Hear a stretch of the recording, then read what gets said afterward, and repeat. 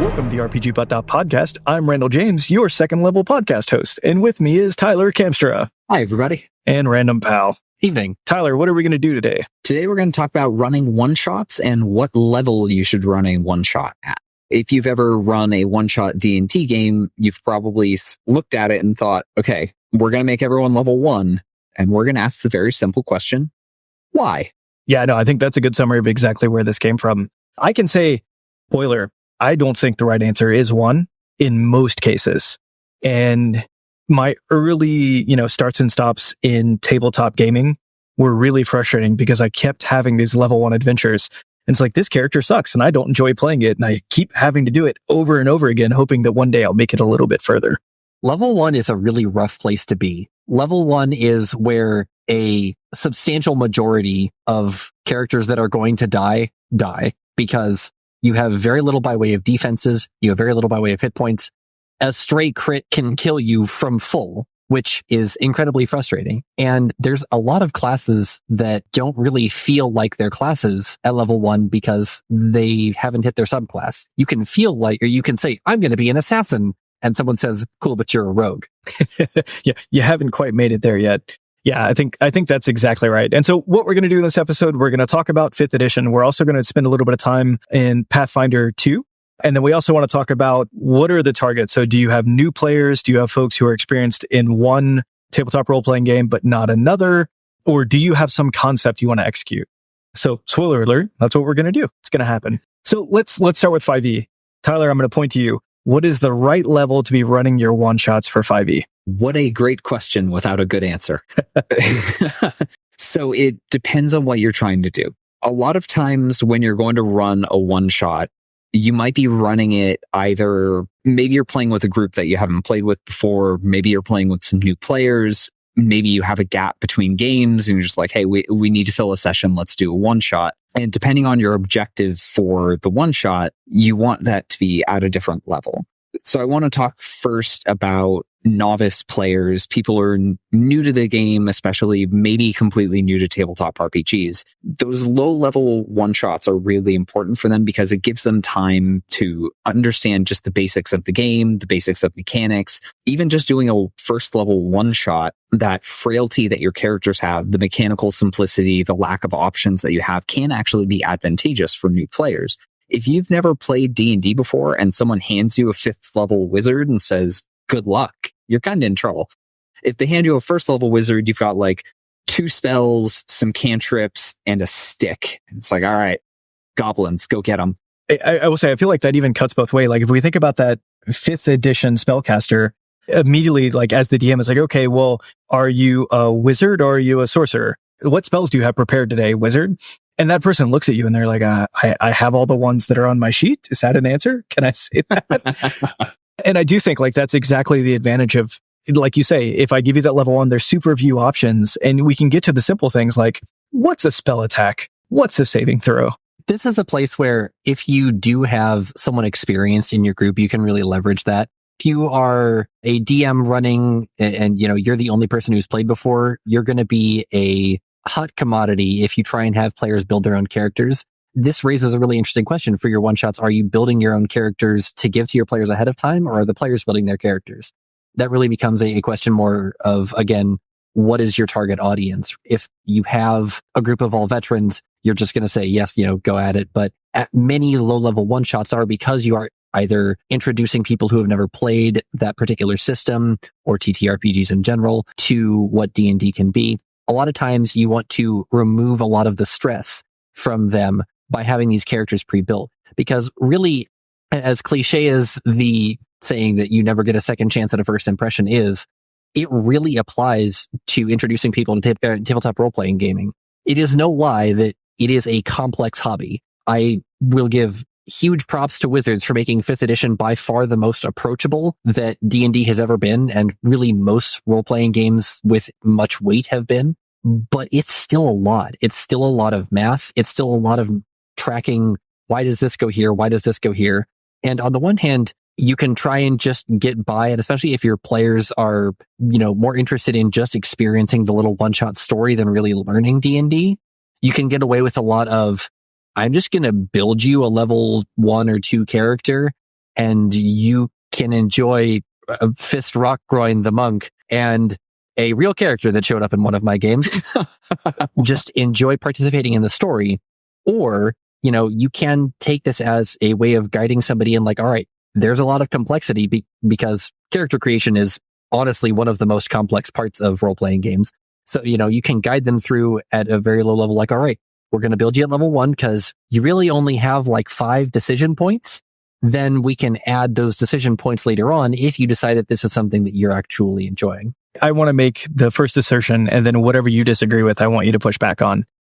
I think really the only way you should be playing your one-shots at first or second level is if you are DMing for a group of new players who have never done it before, and you just want to teach them a system.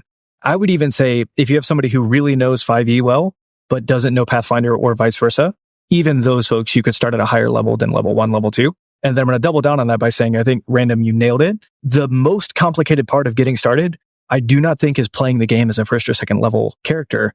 The hardest part is creating that character. And so we have a great resource we'll link in the show notes where Tyler walks our good friend Jody through creating a character to play in a one-shot. Do that with your players. If this is a hobby you're trying to share, you're evangelizing, you're trying to bring people into it, sit down with them and help them build that character. And then you'll be able to show up. You'll play that one-shot at level 1, level 2. I would even say by the end of it, just, hey, everybody, congratulations, you're all level 3. Let's have a real game if we choose to play again. So one more thing I want to touch on for playing at levels 1 and 2.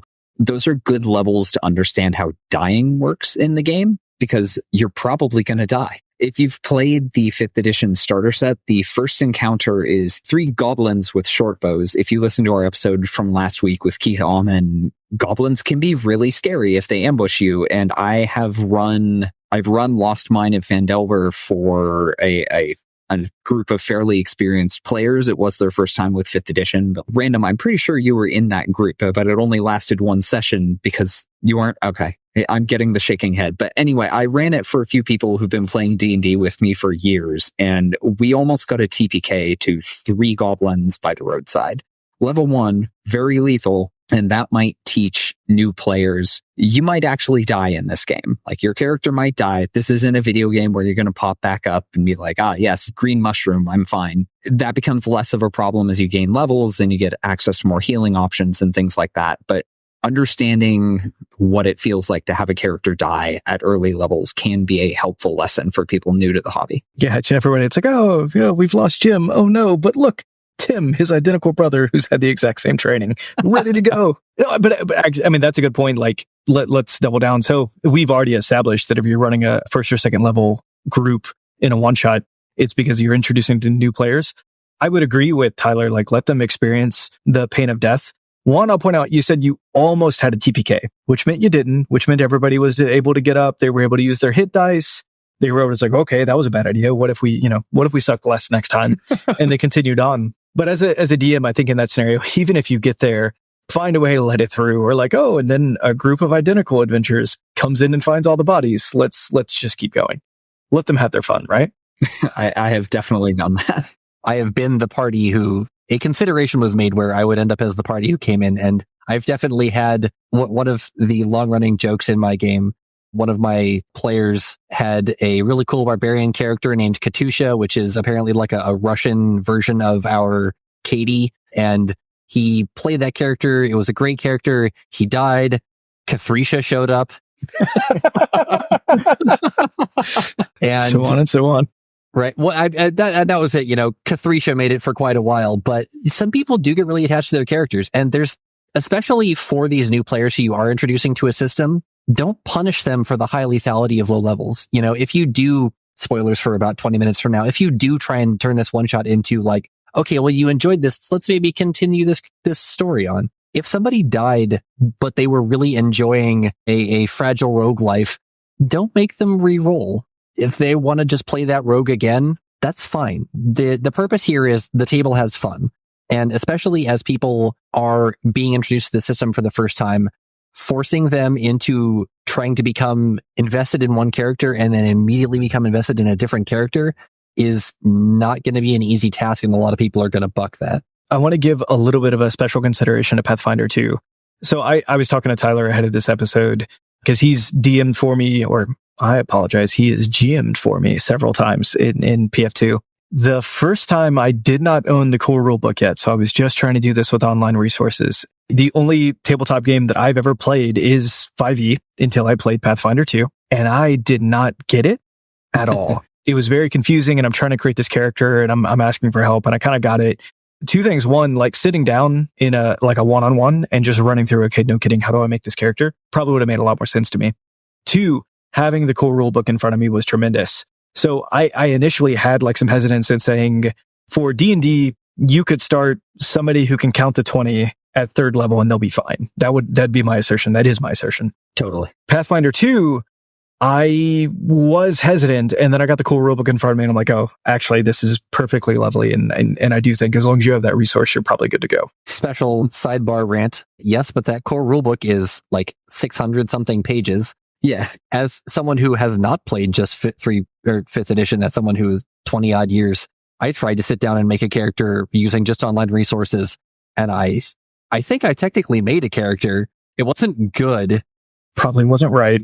I didn't understand how I wasn't offered some of the options in the builder that I was using that I thought I was going to be offered. So Pathfinder 2, you definitely want a guide for. Yeah. At some point, we'll need to create some resources for how to get started with PF2. But yes, Pathfinder 2 first level characters are about as complicated as third level characters in 5th edition. A first level character in Pathfinder 2nd edition always has their subclass.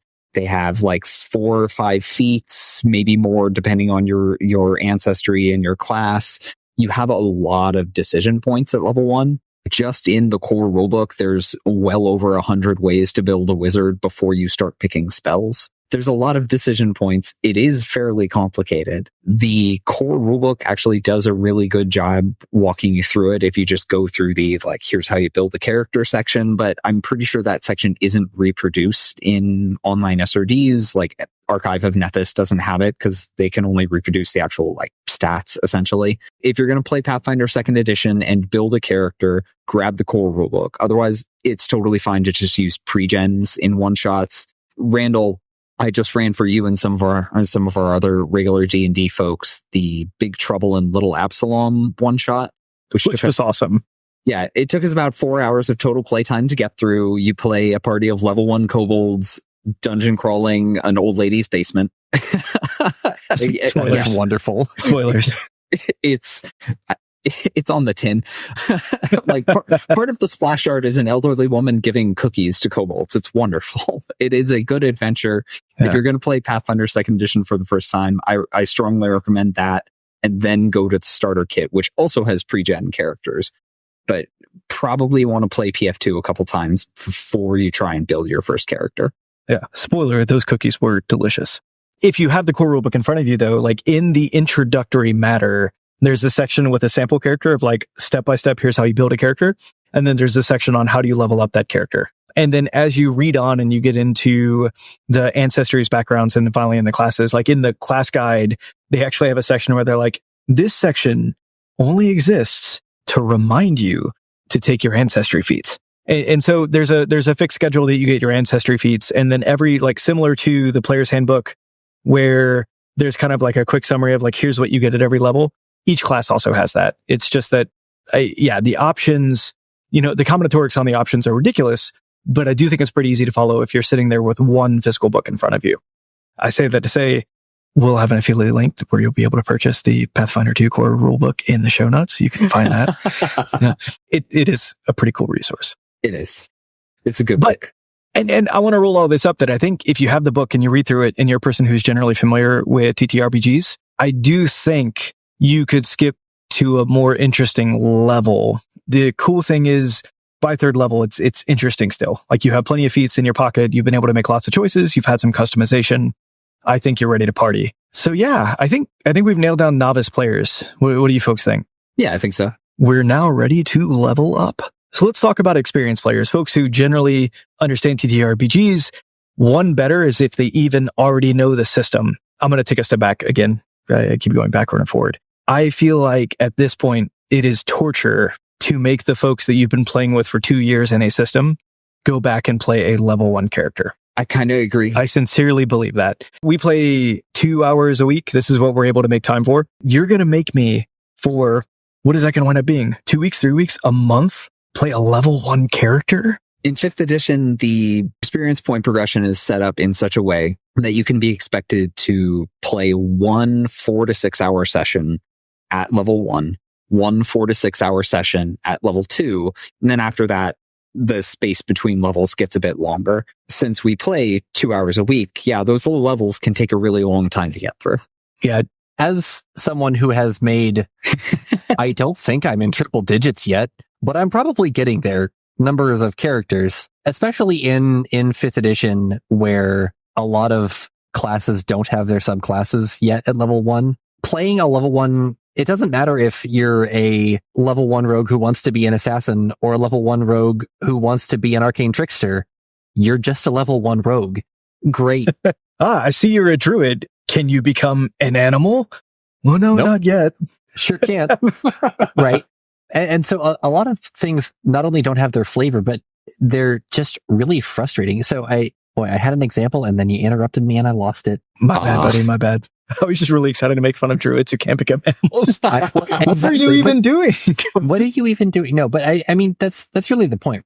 Especially like I was talking about where you've played how many characters, you're not really investing in this. You're certainly creating a character that you want to play. And as a one shot, this is where you get your characters named medium rare. This is where people go to have a little bit of fun. And exactly like Tyler was talking about, maybe you fill a gap between sessions, which we're going to maybe hit on filling that with other games like I'm doing right now. I'm currently running Dungeon, which is a fabulous system that I will talk more about in a couple episodes when we talk about media. Really letting characters hit their stride. Level 4, if you're multi-classing, maybe level 5. This is a perfect sweet spot. And we've actually done this twice. We have played one-shots for Halloween and for the winter holidays. And we played one at level 4, one at level 5, and the characters felt great. At level 4 in 5th edition, you get to pick up an ASI, which is almost always going to be some kind of feat to make your character do something fun. ASI stands for? Ability score increase? Yes. Perfect. Okay. And sincerely, I was actually sitting here going, I have no idea what that means. Oh. I also don't think about it a lot. It's just, it's an AC. Oh no, wait, that's, yeah. Isn't that that's not how that works? The ACs. No, that's ASI. No, a C, a key, anyway. Right. But so like these are where you're going to get characters with flavor, right? This is where you're going to be an assassin. This is where you're going to be your particular paladin oath. This is where you're going to get enough choice points to make it actually feel fun.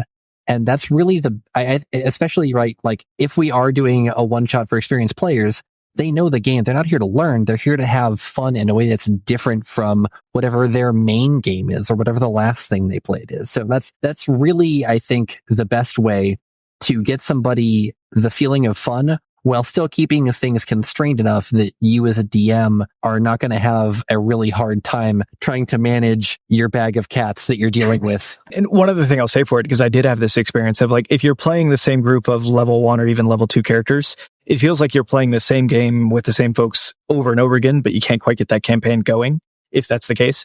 I feel like at level 4, even if it's a one shot, if folks are building their characters slightly different ways, it really does feel like playing a different game with a different group of characters every time you approach it. Yeah, level 4 also gives you enough room to multi-class. Like you'll give up that ability score increase, which is a huge increase in power a lot of times. Maybe you want to play a Hexadin, a level 3 Paladin, level 1 Warlock. That's still a solid build at level 4. So you have enough room to experiment there that you can make your mechanical choices distinct and interesting. And yeah, like you guys have said, it feels like a different game with a different party as opposed to, oh great, another party of level 1 cleric, fighter, rogue, wizard. And so we've said like 4 through 6 is all kind of fun. It still feels like a young character that isn't fully fleshed out, because it's not. There's a lot of options that are in front of it, but it's a lot of fun. And of course, this is for 5e. For Pathfinder, I actually kind of want to push 4 off. For Pathfinder, I want to say it feels like everything starts at level 5, right? You have your ancestry feat. You should be getting some of your class feats. You should have gotten a bump in skill feats. And so the feat tree is kind of opening up in front of you. You can make a lot of foundational choices that are going to be really important for that character as it goes. But I feel like you can have a lot of fun at level 5 in PF2. Yeah, I agree. A lot of the PF2 one-shot adventures that get published are set at level 5. There's one that they keep giving away on Roll20. It's pirate themed. I'm struggling to remember the name, but we'll link it in the show notes. And yeah, it looks like a lot of fun. It's set at level 5. You get some pre-gens. And yeah, Randall, like you said, you've got your notable subclass features. You've had a few class feats. Your first ancestry feat after level 1 comes online. So there's a lot of room to build a really interesting character by that point, but it's still not so complicated that things are going to be a problem. Now, I want to jump back to 5th edition real quick. I forgot to say one thing. So there's a big CR jump at level 5, that challenge rating. The encounters get a lot more difficult at level 5 all of a sudden. Like you go 4, things are progressing nicely, and then you hit 5 and just shoot straight up. Because at level 5, martial characters usually get extra attack. Spellcasters get big spells like Fireball. The party's ability to output damage is significantly higher all of a sudden. So the encounters get more difficult to compensate for that. We'll share a link to my practical guide to campaign planning, but I did the math and figured out how many encounters it takes characters to go from a level to the next level. It's roughly the same at levels 1 and 2. It's a few more at 3 and 4. At level 5, it just shoots up. There is no other level that takes as many encounters to go up a level as from level 5 to level 6. So like you're expected to hit that level, kind of tread water a little bit while you get your bearings, and then you can move on to level 6 and carry on and things kind of stabilize. I'm smirking in the video and everybody's just staring at me wondering why. When Tyler says like, oh, level 5, you get Fireball. And of course you take it. It reminds me of the time that during our game, Tyler tweeted that he didn't catch what spell I picked up at 5th level, but surely it was Fireball. And then it wasn't. Yeah. Spoiler, folks, it wasn't. It was Melf's Tiny Meteors, and I love them, and I'm keeping them. You killed like 4 things with that in the first encounter you used it, and it worked out. It was good. It's such a silly spell. It really is. What's really funny though, because again, I'm the most novice of the game, is after like I'm throwing my tiny meteors at things, and then I'm like, hey, could I have done that with a fireball? And everybody's like, yeah, you totally could have done that with a fireball. You're an idiot. It's fine though. But you couldn't have done it as a bonus action. And that's really that's all that you ever want. I get to deal damage as a bonus action as a sorcerer. Yes, it's called Quicken. Wait, doesn't that do your taxes? No, I'm pretty sure it pays people, Tyler. On the episode. All right, there we go. Show notes are going to get real weird today. We'll have an affiliate link to Quicken and Intuit. Everybody, it's tax season. You're welcome. I've got to say, we very frequently have some very strange things in our show notes. No one has ever commented on it. So either people are just totally used to it, or people are just missing out on all the goofs I bury in there, because there are some. Yeah. I'm sorry. If we're looking at buried goofs, please at some point go back and look at the transcription for the episode a few episodes ago, where Randall's voice was credited as the confused Navi Deckard Cain hybrid. Carry on. I remember that. Yep. Stay a while. Listen.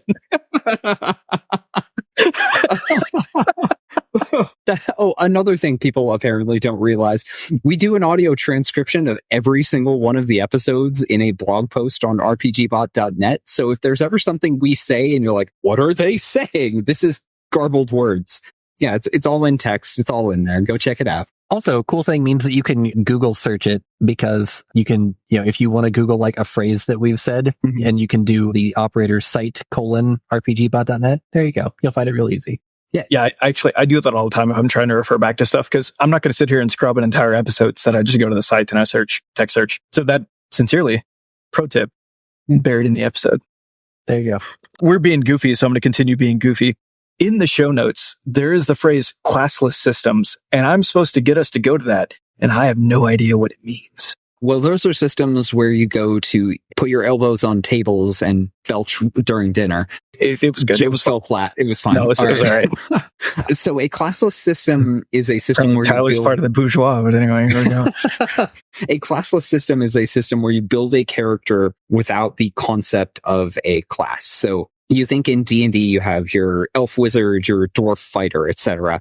So you take off that second noun there. So you might be a dwarf, elf, human, and then the rest is more freeform. So these are systems like GURPS, Shadowrun, lots of others. Basically, instead of building a character using discrete levels where you gain a level, you gain some stuff, you gain another level, you gain some more stuff, you generally have a point-based system that you use to buy specific capabilities for your character. So like Shadowrun, you may be, oh, I want to be a little bit of Decker and a little bit of Street Samurai. So I'm going to put some points into hacking and swinging swords. And I'm just going to build my character however I want that way.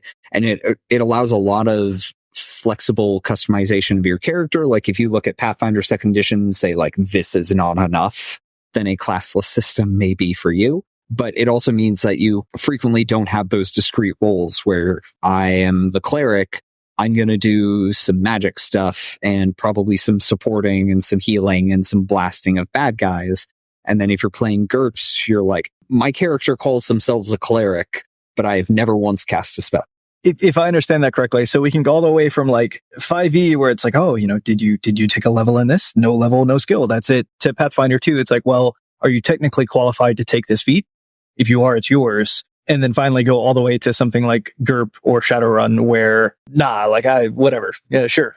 Yeah, you're a cowboy. Go nuts. Yeah, pretty much. Okay. So those systems are a little harder to account for when you're doing one-shots, and I don't have a ton of experience with those systems, so I'm definitely not the right person to ask about this.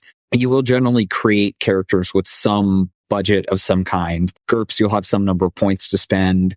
Fantasy Flight Star Wars, you'll have your species, your career, and then depending on your species, you'll get some number of experience points that you can then spend on specific upgrades like buying skills, buying talents from your talent trees. Shadowrun, the current edition has this priority system that's a little too complicated to go into right now, but you'll essentially get your meta type, which is your D&D equivalent of a race, then money, skills, things, and then you'll have some amount of karma, which is Shadowrun's experience system that you can then use to customize your character a little bit further past character creation. If you're playing those classless systems, like the starting budget for your characters, think of it as the equivalent of level 1. And then the rules for that game will generally give you some guidance about how much experience or whatever to give your players as they progress through the system. So like Edge of the Empire recommends 10 to 20 experience points per session, basically. So you'll give that to your characters every session, and they advance by gaining experience points. And if you want to run a one-shot that's a little more powerful, you can just say like, okay, give them maybe 10 sessions worth of experience or 20 sessions worth of experience, something like that. And that will give them a larger budget to build and customize their characters that might be more appropriate for whatever challenge you're planning to give them. And kind of the rules still apply where we were talking about before, that if it's somebody who's new to it, it probably is better to start off at that level 1 character. But if everybody understands the rule set, 100% do exactly what Tyler's saying. Give them, like, here's your bank of XP. Go spend it the way that you know how to spend it to build that character that you want to play at this level. And there's definitely some transfer skills here. For me to go from a ton of 3.x to Pathfinder 2 would not be that much of a stretch. But like when I did go into Tyler's Edge of the Empire game, I definitely wanted to start at level 1 because that was a very different system, right? This is all of a sudden like, all right, well, yeah, I understand how talent trees work. Which of these options are good? And none of us, Tyler had played, I think, a different Final Fantasy, or not Final Fantasy, a different Fantasy Flight game. Yeah. And had some experience with the system. It was still not enough for him to really be able to understand enough to describe a good character creation to them. It's like, is this going to be good? I don't know. What's a combat? The other Fantasy Flight system I had played was Dark Heresy, which is completely different system from their Star Wars game. So the experience did not transfer. So we were all going in blind, and we skipped the starter set with it. but that's just that. I mean, that really nails home like consider your transfer of training that your players are going to have. A D&D-ish to a D&D-ish is going to be fine. But if you are going to try and run a one-shot in something really far afield like Dungeons of the Dragoning, maybe consider taking it a little bit easy before you go ham. Actually, something that came out when we were getting prepped for this episode, Tyler, you mentioned this idea of like, yeah, here's 100, 200, 300 XP, go build a character. In Shadowrun, like, here's a ton of Nuyen, here's a ton of Karma, go build a character. In 5e, it's actually kind of hard to get an answer to how much wealth, how many magic items should my 10th level characters have. And so actually, Tyler, hey, RPGBot, you solved that problem, right? I sure did. So this episode will come out Wednesday night, Thursday morning.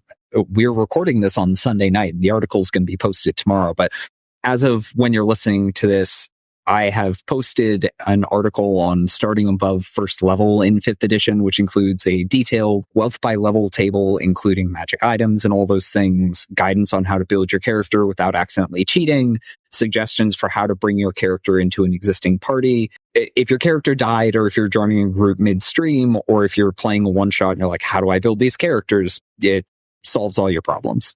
Well, not all your problems. It won't make you dinner. Yeah. But it is important, right? Like if you're showing up to a party, like you're joining a party who's mid-campaign, they probably have accumulated a few magic items. They've probably accumulated some gold and spent them on something. And so I think, having read the article, I think it does a great job of highlighting like, hey, DM, here is my starting offer for what I think this character ought to be able to come with. And here's what's going to happen. Your dungeon master is going to look at the site and be like, oh, well, it's an authority, so we're ready to party. You're welcome, listener. I just have to say, personally, I have been wanting this since 5th edition's inception. I'm reasonably certain it's page 106, although it's been long enough that I don't remember. In the Dungeon Master's Guide of 3.5 was this table that Tyler has recreated, the wealth by level. And I had that page number memorized for like a decade because it was so integral to creating characters at higher level. Now, obviously, 3.x, the math was a little bit more concrete, so that it mattered more, but still, it's a great resource. You should check it out. I want to go back to kind of what do we do for experienced players. So we talked about 4 through 6 is awesome for 5e. For Pathfinder, maybe starting at 5 makes a little bit more sense because you're going to get just a little bit more. And I think it's going to make the game a lot more fun. What about everything in between? Like, what about all the way up to 20? One idea that I want to bring up, we always talk about making the game in context, making a character in context. Here's what I would say. If you're a DM and you want to have the best BBG that you can, like you have this idea in your mind, like let's say it's Dungeons and Dragons, I want them to fight a red dragon. And so you flip open your resources and you find, okay, I've got this young red dragon with a CR of 10. You can't take 4 level 4 characters and say, hey folks, you're going to fight a young red dragon. It makes absolutely no sense, right? Okay, so if you have a boss monster that you want to build your adventure around, grab a copy of Xanathar's Guide to Everything, flip to chapter 2, it's the Dungeon Master's Workshop, and look for the Designing Encounters section, I think it's called. They present an alternate system to the one in the DMG. So in the Dungeon Master's Guide, you'll have essentially an XP budget. Like you have some number based on the number of players in your party and their level, and you multiply that, and you addition, subtraction. There's the easy, medium, hard, deadly scale, and like there's all that. And you could do all that math, and that's fine. If you say, I want to take an adult red dragon, it is CRX, what level do I need the party to be? Go to Xanathar's, flip open the table. There's a table titled Solo Monster Challenge Rating that is very specifically for legendary monsters. And you can say, okay, it's CRX. How many players do I have? What level should they be? So let's say we've got a CR10 dragon and 5 players. It looks like the players should be level 7 for that to be an adequate challenge for them. That entire system, a lot of people find it a lot easier than using the XP budget system. It makes it a lot easier to include like a mix of different CRs. So like, honestly, it's a really good system. And another thing that's rolling out this week, I'm updating the encounter builder to include helpful tables to help you use this system, which I don't think I told you guys about. So surprise. That's great news. Yeah, we'll link the encounter builder in the show notes as well. Yeah, if you've found the XP budget system to be a pain, this might be a good alternative. It's also a great way to figure out like, yeah, what do you need for a one shot? Let's say we've got that CR10 dragon. We've got 4 players. We're building a one shot. So tell them level 8 no other context. Give them the practical guide to starting above first level, and they can build their characters with all the gear and stuff that they need, and you're ready to go. Yeah, I think this is a fantastic way to build a game because, again, there are these amazing monsters or amazing creatures that you would love to use as the BBG. And if you're always playing somebody else's like published campaign, or you're playing like these one shots that are starting at low level, you never get an opportunity to meet the most interesting creatures in 5e. And so I think starting with the basis of like, I want to see what combat looks like with one of these things, to me makes complete sense. And to talk about a way that you can take that and amp it up to 11, as part of a contest that Dungeons and Dragons, WotC, had back a long time ago, I wrote it was meant to be a short module with my dad, and we basically created this floating city. There was a bunch of stuff. But the thing is, this was intended for level 18 characters. That meant that I got to include a lot of really cool monsters, things like a flight of beholders and really high level undead. And that is a phrase I never wanted to hear. You're correct. Yes, because it turns out that having beholders prepare actions where like one of them has their eye open, then everyone else prepares actions for close eyes, shoot beam, shoot beam, shoot beam, and then the last one prepares an action to open its eye again is really awful thing to do to your players. 15-year-old me was a little sadistic in D&D, but you got to play around with all of these super fun high-level things that, have these really intimidating stat blocks. The final boss for that in 3.XL was the one before Great Worm. I think it was Ancient. Yeah. An ancient red dragon pretending to be a white dragon so that people would use the wrong element on him because, dragons, they're crafty. And so just getting to do that in a really low investment environment where people are enjoying their characters. But, if your pile of BS TPKs the group in 2 rounds, well, then sorry, but we got to have fun, and it's not like I killed the character that you've been spending 2 years inhabiting. Using 1-shots, 2-shots as a way to just explore concepts for these veteran players can be incredibly rewarding. And that was, in fact, the last time we ever played 3.5. And then we transitioned to that long-running Pathfinder. Yeah, that was a good session. My character, if you look at Patreon or Twitter currently, the banners on both is me just doing the math on how much damage my character could do. I got the math wrong. I undervalued it by about 400. Only 400. Yeah. So don't tweet at you with critiques of the banner. Yeah, right. In all of its low pixel glory, because I took it on an old camera phone way back when. It's been up ever since.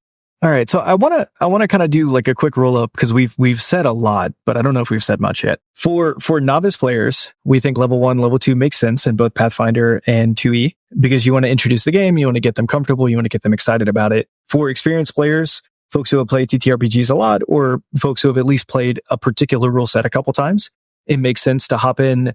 For 5e, maybe 4 through 6 is great because there's still a lot of opportunity in front of them, but at least there's choices and it'll be exciting. It'll feel like a new game every time. For PF2, maybe you need to bump that up to level 5. And then more generally, if you as a DM have some creature that you want to have be your BBG, it makes perfect sense to have them, pick that and then back out from that what your player character's levels ought to be. Now, I think, you're sitting home and you're pretty crafty and you've had an original idea that nobody else has ever had. I'm going to tell everybody we're going to play a 1-shot, but then at the end of it, I'm going to be like, surprise, we could keep playing with these characters and everybody's going to love you for it. And you're going to have a campaign in front of you. You monster. How dare you? Yeah.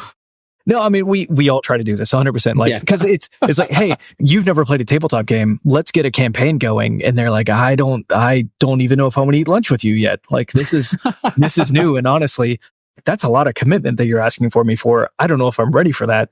What if we have coffee first? Okay. I think you could do that. And I think you can have all the joy of a 1-shot, but still have the opportunity at the end of the game. If everybody had a great time, you can, of course, continue it.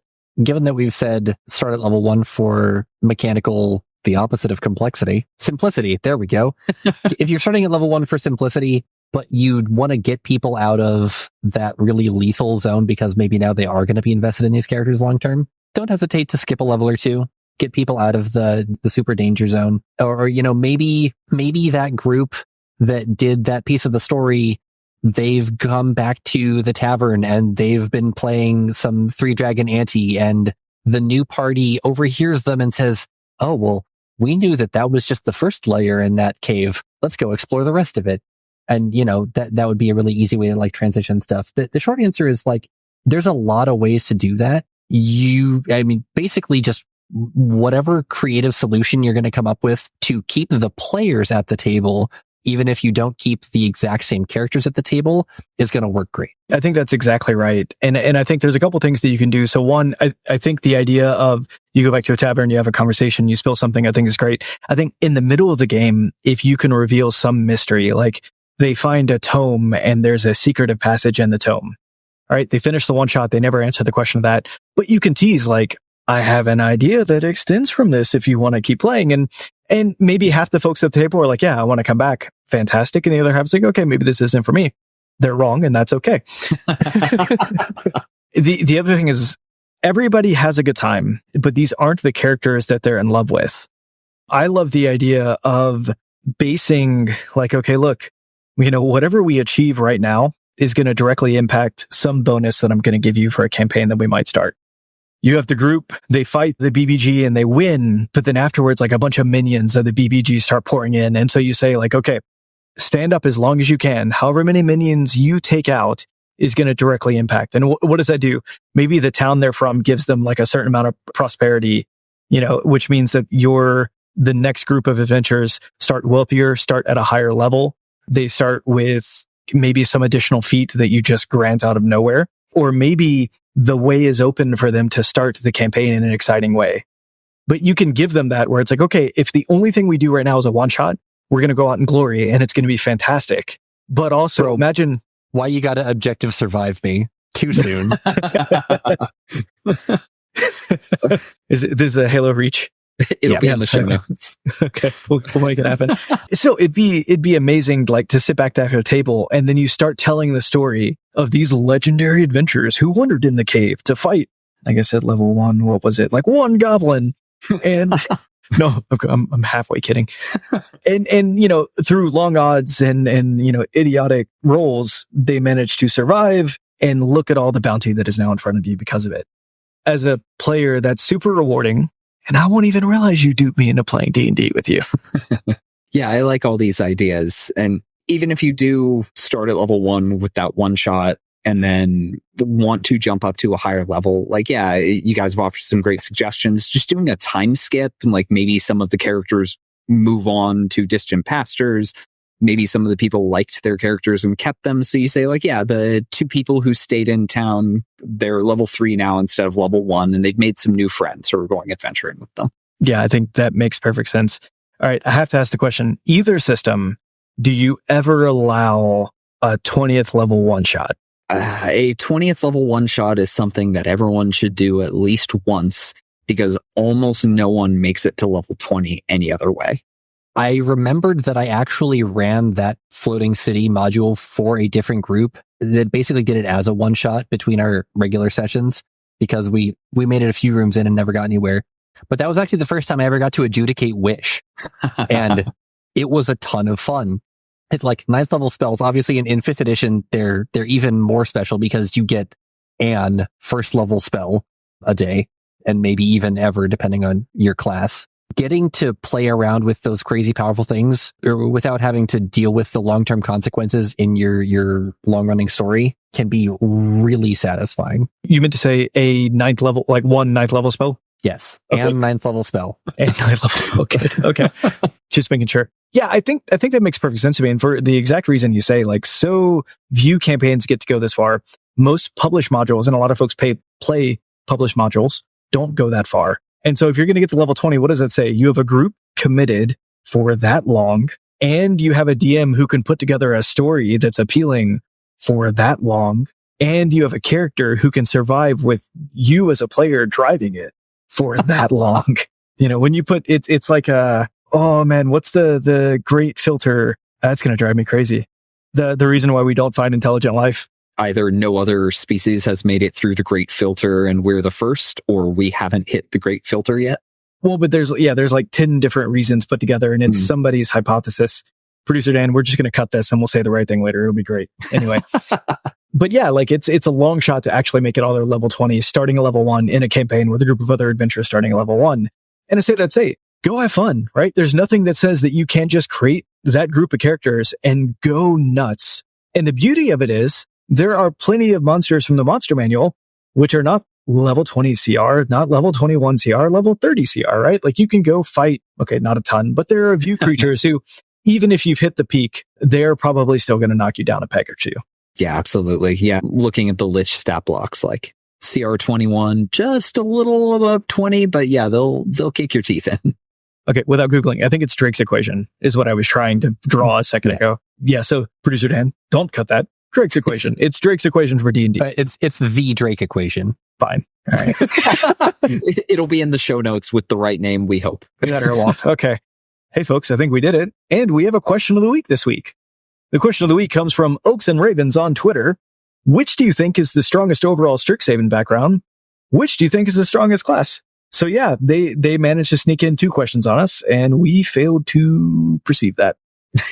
But we're going to answer them. I'll take the first half of this because this is real easy. It's Silver Quill because that gets you silvery barbs. The new dude like that. I mean, The other ones are all really good. The other ones are all good. I think the Witherbloom is probably the least strong in my opinion, depending on the class that you're putting it on. With silvery barbs being as ridiculous as it is, getting access to it as a background is crazy.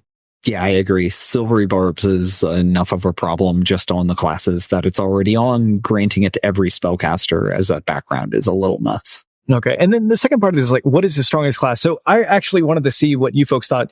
Do you think this was a more general, what is the strongest class in 5e? Or was this, what is the strongest class backed by some Strixhaven background? Oh, well, the strongest class is the bourgeois. So I very much interpreted it as your second question, and in particular, so if we look at who does giving a Strixhaven background or Strixhaven initiate background to, who does that make much stronger?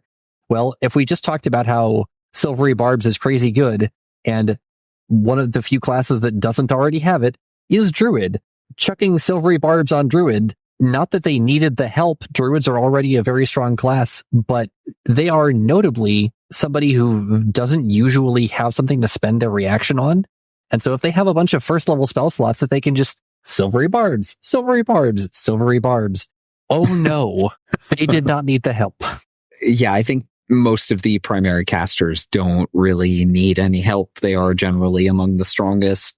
D&D has had this long-term concept of linear fighters, exponential wizards, which is just the concept of how the classes scale. Like your fighter, barbarian, rogue, they will scale linearly as you gain levels. So numbers will go up in mostly linear progression. Spellcasters, the things that they can do improve exponentially as you gain levels. So at first level, like, you can blow somebody up. At third level, you can blow a few people up. At third level, you can blow everybody up. At 7th level, you can teleport. The capabilities expand far beyond what martial characters can do. So the strongest class in any edition of D&D is almost always going to be a spellcaster, and it's almost always the wizard. Just because the wizard has the best spell list and they're the coolest with their cool book that they lug around on adventures. The wizard bias coming in strong here. Yes. Randall, I believe you're muted. Yeah, no, that was true. One of us has famously been banned from playing a wizard in certain games. I don't know which one of us it is. Maybe it's the one with a wizard bias. It was never a ban. It was just a suggestion. No, I remember it being a pretty strict, you were never allowed to play a wizard again. There was maybe once or twice that I said, don't play a wizard. Okay.